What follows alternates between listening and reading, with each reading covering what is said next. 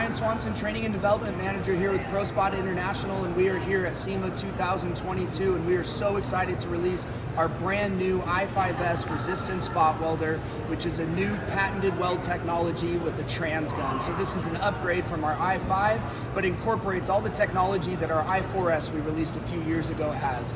Wi-Fi capability, automatic updates, easily transferring of the weld logs and documenting everything that you do. But some of the most important features and the best things that we did was challenging our engineers to make this gun lighter weight and more ergonomic and easier to use for the technician. So we were able to get this gun on a diet, shave 10 pounds off the gun, but also add in some other ergonomic features such as the rotating collar, which allows the technician to easily rotate the gun to any position needed on the vehicle with zero effort at all.